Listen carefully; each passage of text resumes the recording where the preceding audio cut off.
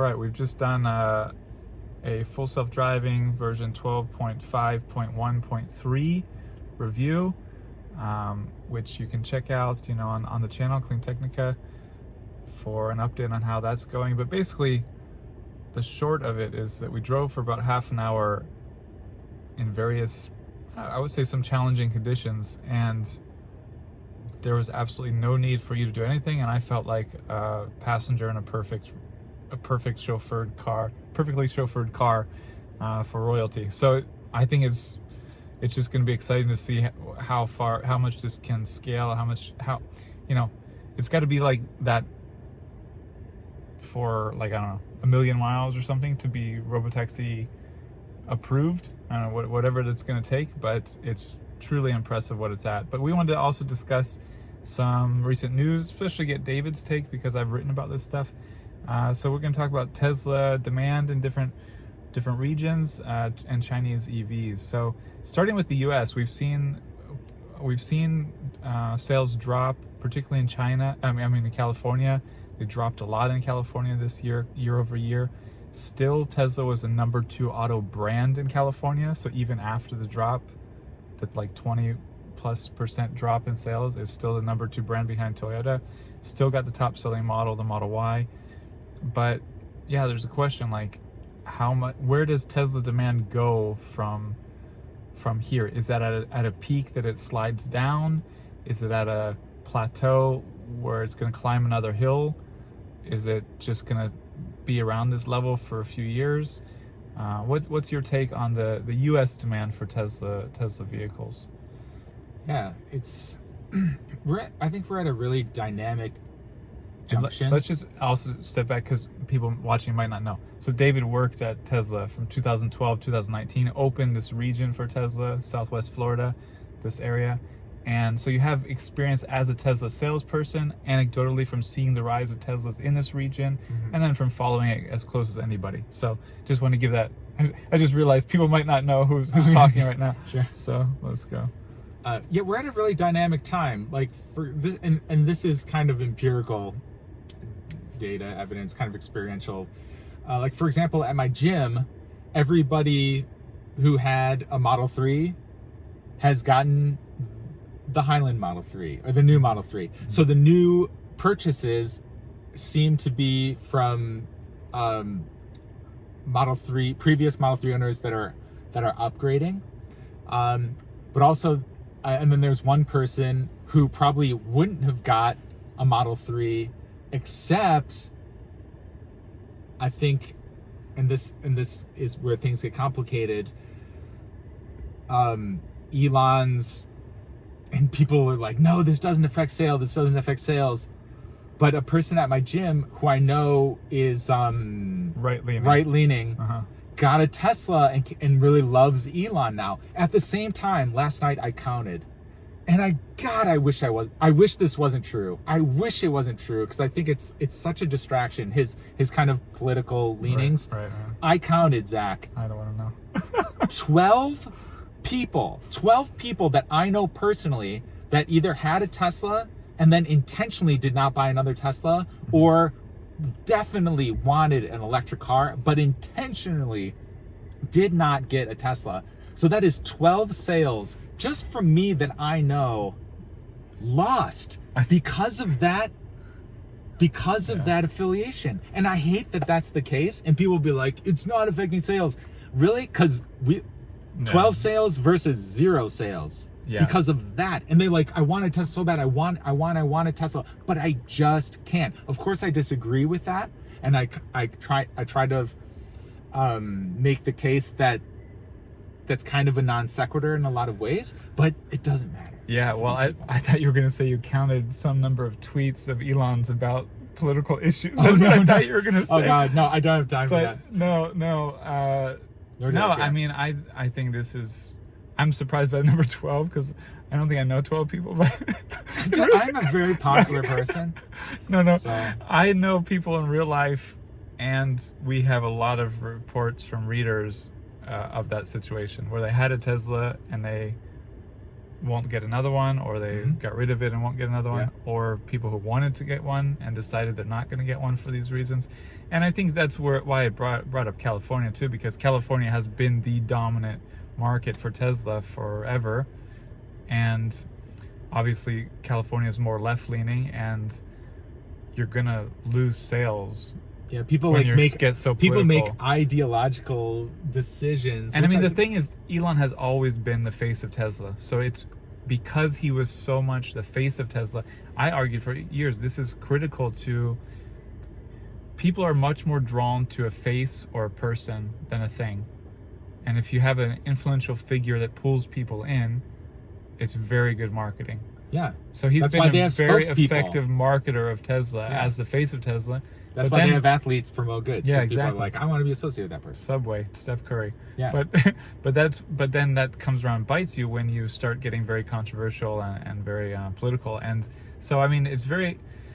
And I get without a why doubt, he's there's a doing- lot of... I mean, without a doubt, he's going to pull in some people. But I don't think it has... I think the net effect would be more negative than positive. Correct. From all the people who he's lost, and just the reticence of right-leaning people to get an EV. There already were a lot of Republicans and right-leaning people buying Teslas. Oh, yeah. Because it's just a better I product. I know a number of them. So the reasons not to get one were generally not political before.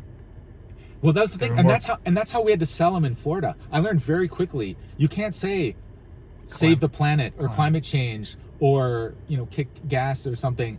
People didn't want to hear that stuff. They wanted a lot of Floridians being right leaning. They didn't want to hear the climate stuff. They wanted like, how fast is this thing? How what kind of cool features is that? They wanted objective things.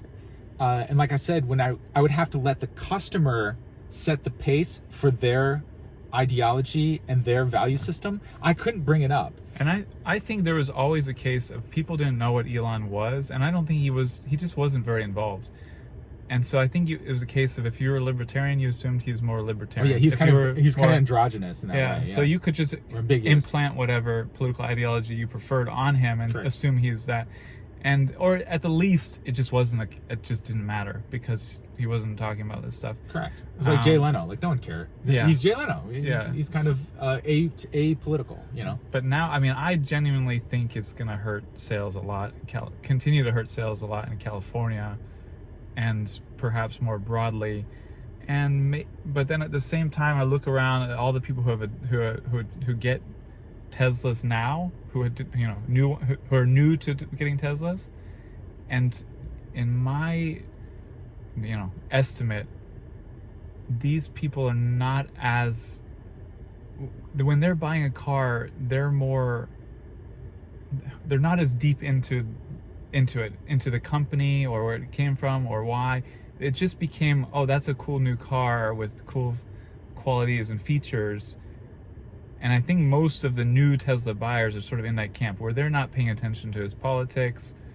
There are people who are buying because he got into politics. There are people not buying. But for the most part, like, there's still a humongous market of people who don't care, don't even know who runs Tesla.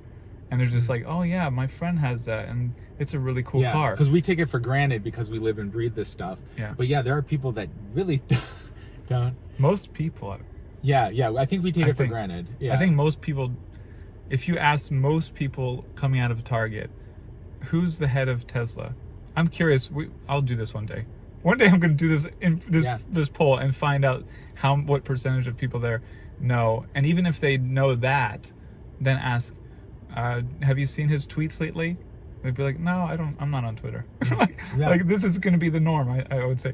Anyway, so we'll see. I mean, I think the broader issue with demand too might just be there are so many of them that they look common. They look like a Toyota Corolla, a Toyota Camry in a sense in the markets where they're popular because they're everywhere. Yeah, ubiquitous. And then there's a question of like, well, what if you want to get the hot new thing? Yeah, it's not maybe not Tesla anymore. And Jim Farley brought this up. He actually tweeted about this a few months ago. We said there's like a utilitarian aspect. He's like, your vehicles can't be that. Right. When you're selling a product like that, and that's why Ford and they go through these great lengths to push a narrative of like heritage and you know, like Mustang being a key example. With the Mach-E, of course, we're both big fans of the design of the Mach-E, but like the Mach-E GT, you could tell that like the fender flares and the ground effects they make, you know, they're like, that's not a utilitarian car. That's definitely a car trying to make a statement from a design, bold design standpoint. Tesla finally did that with this car, with the Performance Model 3, the new Performance Model 3, where the body package is visually different than the other variants, which is a first for Tesla. Usually, the only way you knew that the car was really a performance car from a distance was red brake calipers, you know, the trained eye. Otherwise, it's the same, which is kind of like, you know, people when they want a sports car, they want it to look different. And I think they're finally starting with Model 3 to do that. But is it too little too late? And like you said, are they kind of ubiquitous where that... I mean, it's, well, we were just talking about this earlier, like when we got our Teslas, I think it's this, we talked about this in the past, I'm sure, but when I would go through the pickup line at school, kids would be jumping and pointing and be like, it's a Tesla, it's a Tesla. In 2019, 2020, nobody cares now. Nobody notices. There's so many Teslas, no kid cares. But now the Cybertruck gets kids doing that. So now the Cybertruck is doing that, but that's really super low it's volume.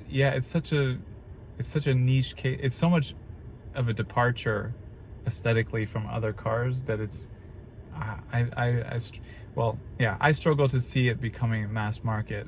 I mean, I really don't know, because I'm not in the brain of pickup truck buyers, and that's who it would potentially appeal to, people who are drawn to pickup trucks, and there's a lot of those buyers. So I just don't really know, like, could it become a mass market truck because of its appeal?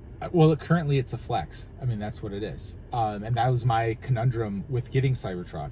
Of course, I want to represent Tesla, and I want to have an awesome car, and I want to turn heads.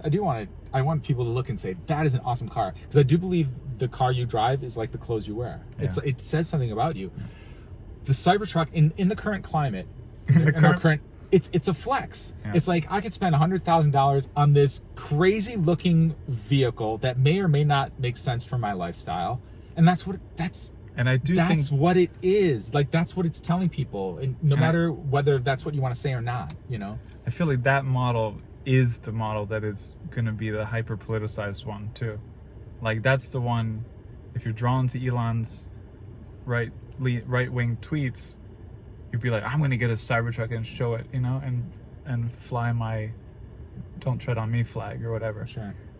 I feel like it's going to be a struggle to pull people in who are not hyper online or whatever, or hyper attentive, unless it's just like it appeals to like truck buying personalities, which I could see it being a strong appeal to truck buying personalities and identities. I'm just so far away from that culture that I don't know. Like, I don't know if it could or couldn't. The appeal now, I mean, maybe someday, but the appeal now and for the foreseeable future is the flex.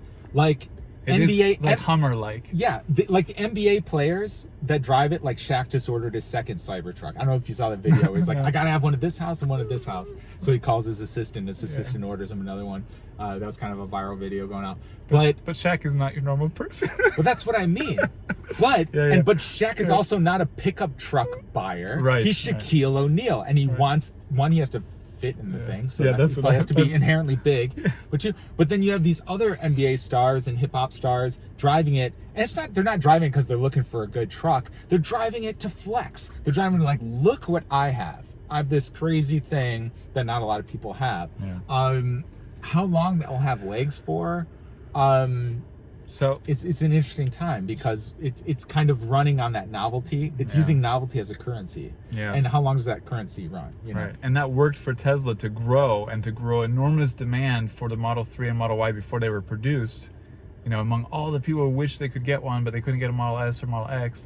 Aspirational product. But it's not really clear if that's the stage Tesla's at to grow, whatever. And well, I don't know if you want to give a take, but what is your general, if pressed, guess on Tesla's growth in the US, or stagnation or shrink or whatever? what's your general forecast on what you expect, and you know, you can get into the next cheaper model that's expected next year if you want to, you know, tie that to your expectations. But well, it's really interesting because when you talk about sales growth, and when you listen to the last earnings call, did you listen to the last one? Yeah. And you know, people were talking about projecting sales growth and stuff. And what's really interesting was Elon is kind of doubling down on this idea of like, once RoboCab happens, sales don't matter. Yeah, that's all. He's like, you're thinking about it wrong. You're thinking about it wrong. So he's like doubling down on this narrative that Tesla is going to transition from this retail automaker to this transportation as a service provider. The question is, it's a fair when do you do that? Yeah. You know, like, how long does that transition take place? When you have to prove the technology has to be validated, then it has to be regulatory, has to have regulatory. And approval. there's a strong suspicion some people have that he's being so political now because he expects, if he's political, supports Trump, and Trump is elected, he would get a more friendly NHTSA regulatory. You know, he would get robotaxis would get approved, and in the case that they don't, he's been so anti Biden and Democrats that he would have the opposite. So he's sort of like in a case of, because he got into it, now he's all in, is what some people suspect. And I don't really know. My brother-in-law said that. He goes, you realize if Biden, this was back when Biden was going to be president, but now Harris, but he's like, you realize if Democrats take that, they are going to stonewall Tesla at every turn. I was like, I don't think they can do that, but you know. And maybe it would be more likely of a case with Biden because of the union connections and the history between him and Trump that had, him and Musk that had grown so sour. I think if Kamala Harris is elected, I don't think she's gonna put her thumb on any scale with that, personally. I hope not. She's definitely using the narrative, not to get too political, but she's using the narrative that like billionaires equal bad. And this is a very popular, and how billionaires are making deals with Trump and all this stuff. And of course, the unwritten thing is like, well, what billionaires? Well, you know. But this is also just a popular across parties, across independent. It's all noise. There's enormous unprecedented wealth inequality in the country, and people have picked up on that, and they want a system more like 100 years ago, where there was more wealth was spread out more. So I think it's just a popular thing, but I don't think I don't think she will have any interest in getting into those matters and putting a thumb on any. I think she would, nominate people she thought were really responsible, good people for the job, without thinking about those matters as much, I think. And what happens, based on logic. But in any case, from Elon's perspective, like, it has become, and he's said this on multiple calls now, it's all about the AI, the robotaxis. Yeah. And he's like, if you don't believe in that, don't invest in Tesla. Yeah, he's gone that far. And I think that's really the situation now, because and I've written about, like, we don't get updates with the infotainment like we used to. There's not nearly the focus on improving the cars as a retail product, as you were saying, as you put it, from the software, that there was 5 years ago. It's like, it's all about the AI and the robotaxis. And so that's where the bet is. And it is dramatically impressive what they've achieved. But at the same time, like, there's just no even discussion, I guess, really about the product as a consumer car. It's like they're letting it ride. Just like S and X. It'll be really interesting to see. And I'm hoping at the 1010 event, because he said we're taking this time because it'll give us some time to maybe show off some other stuff. Yeah. And, they said they're going to use the same platforms but build other cars. So I'm wondering if you're going to start seeing, like, maybe a cheaper Model X that doesn't have the Falcon Wing doors. Because Model X, if you think about it, they say it's the Fabergé egg of cars. It's like the hardest car to manufacture. It goes against every manufacturing philosophy that Tesla has, which is, how do you make something super, super, super simple to manufacture? Not the Model X. You don't do the Model X. The Model X has 2 robot arms on each side of it. Like, how more complicated can you get? That also, senses the environment and articulates independently. So I'm thinking we might see a Model X with, like, normal doors. Yeah, it's also the general body type that's best for a robotaxi, like, of all the Tesla vehicles right now. It's the one, where you have like headroom Yeah.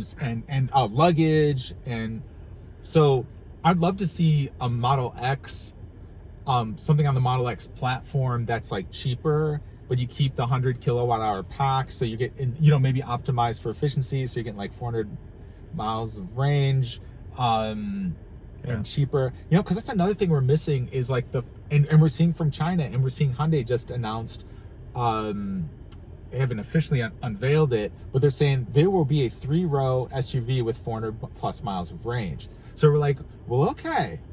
So, and we know Lucid's doing it. So it's like, okay, Tesla, it's really time to show the hand of what the next consumer products will be. Yeah. And then it'll just be really interesting to see, because Elon has very clearly stated his hand. Just like remember when they, I think it's like 2018, maybe even early 2019, I forget. But you remember when he's like, we're shutting down all the retail stores. Yeah. And I was in delivery at that time. This is my last year at Tesla, so I had moved from retail to delivery, and all the retail my colleagues were freaking out because they thought they were going to lose their jobs. Yeah, for sure. So I remember going into the store after that, and the salespeople had no interest in talking to you. They were sitting like sad, like Eeyore faced on the side, just like, thinking probably constantly like, what am I going to do with my life? What happened? And even the top people didn't know like if they're going to be laid off tomorrow or not. They didn't know it was coming. Yeah, that's, I think that must have been early 2018 before they became profitable. It must have been before they hit profitability in the second half of 2018.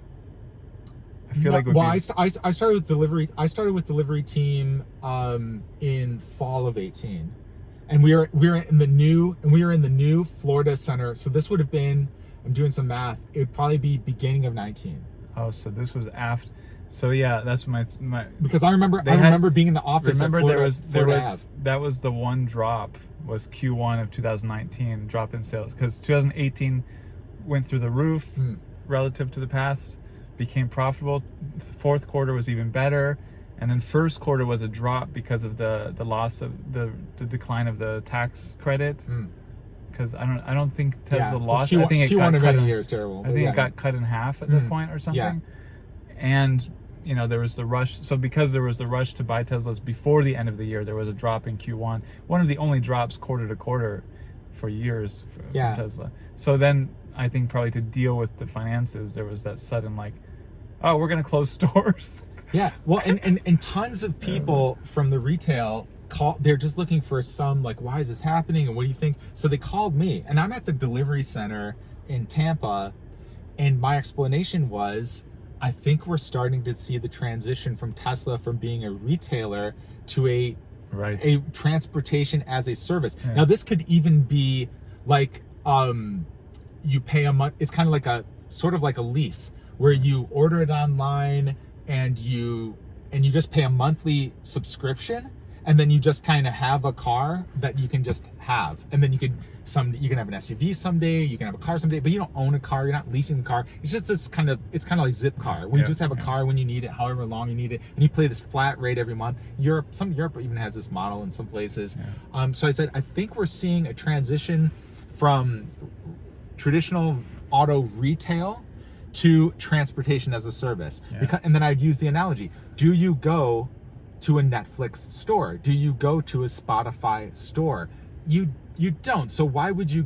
Because those are music as a service, media as a service. So when you go to transportation as a service, do you go to an Uber store? No. So I was telling them, I think in Elon's mind, he's already looking ahead and saying, what are we incinerating cash on that aligns with where the company is going? And for him, retail is on the chopping block all the time. I think if you're gonna forecast where Tesla sales going, you just have to do two different scenarios. One in which FSD works, FSD you're allowed. Not just it works, because it works right now. Where you're allowed to go to sleep or watch a movie while it's driving, or send it out for robotaxi. Does it reach level 4? Yeah. Does it reach approved level 4 / level 5? In that case, sales explode, right? Theoretically, or the demand is as much as they can produce. for, even if not for buying it, if it's, you know, very expensive, like still there's a limit to how many you can Which sell. I think you should still keep it low. But like you said, you can make it then a transportation as a service kind of business, whatever. Or if it's, you know, if it's 3 or 5 years or something until then you get into question, okay, so then what is the sales forecast if it's delayed that long?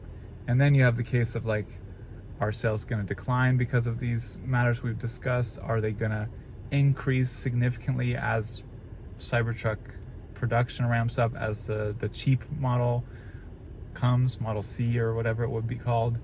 Like, can that again provide another big boost in demand that, you know, increases Tesla sales again? In theory, it should. In theory, it should. You wonder about how much that might eat into Model 3 and Model Y sales, because they're low enough already that. Well, you have to differentiate. You have to start differentiating the products. Yeah, and how much Tesla would roll out different types of models. Mm-hmm. But I think, like you said, it's sort of a case of you can't even picture that happening much, because Elon's so focused on the FSD that there's not attention being put on that in case the FSD doesn't work. Correct. It's all like FSD works or it doesn't. Correct. If I do pretend to be Elon, like be an AI generated, what he would reply to that based upon everything he said. The last earnings call was so telling, and I've said this before, but when you had these analysts ask about projected sales, Elon, the theme was, you are missing the point. Yeah. Sales won't matter. It's not going to be like how many cars can we sell to people in the future. It's going to be all about it. So it's like, cool, Elon, that's cool. But you still have to sell cars now, because there's no alternative presented to the consumer as of now. So that's where it's October critical. 10th is going to be so important. And I mean, it's just about like does that come at the end of this year or early next year, or does that come in 3 years? Like that's the huge difference for where the company goes. Correct. And it should come ways. soon. Because if you're talking like that, because otherwise you'd be like, oh, we're gonna have some really compelling products for the next 3 years, and then we'll transition. Yeah. He's like, he's like on the call, and tell me if I'm wrong, but he was implying, if you're thinking about car sales, you're thinking about it wrong. No, I think people are like, I think it's clear that that's the situation. And it reminds me of there were rumors for a while about Tesla making a phone. Oh yeah. and we just ignored it as like stupid rumors for a long time, and then someone who Elon followed closely and who generally was, you know, well informed on what's happening at Tesla, like tweeted out that it was happening or likely to happen. And we thought, well, Elon would have seen this and responded no if it wasn't, so we'll go ahead and cover it. So he covered it, and then Elon responded to us, no, we're not doing that. And he basically said, like, why would we ever develop a phone when that's old technology? Like the future is not cell phones, smartphones. Like the future is chips in your brain. Yeah. So why would we ever waste time on it? So to me, that's the same kind of mindset. Like, why would we ever waste time developing a bunch of new variants, new models, cars that have already when that's not what matters? Yeah. And so exactly. I think that's that's the attitude. Like, correct. Like, why would we ever make a Tesla smartphone? That's just like that's like focused on the past. What is the product that is beyond that product? Yeah, exactly. So I don't know, that's where we are. We'll talk about Chinese EVs another day. Thank you. Thanks, David. That was a fun discussion. Way deeper and further than I thought we were going to go with that. But that's what you get. Good stuff.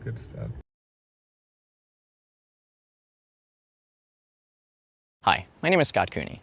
I started Clean Technica to promote clean energy and other sustainable alternatives, and for 13 years we've been moving markets. If we had a nickel for every time someone told us they bought their first EV, solar, e-bike, or fill in the blank clean energy solution, we'd be a cable TV channel by now. But we don't get those nickels. So unfortunately, we could use your help to reach a few more people. If just 1% of our audience chipped in a few bucks a month, we could hire dozens of great journalists and promote all sorts of climate solutions. It's easy. Just go to cleantechnica.com/support and sign up with a credit card in seconds. Cancel anytime. But we'll be sending out some cool perks too, so I think you'll want to stick around. With your support, we'll keep leading the charge. Thank you so much.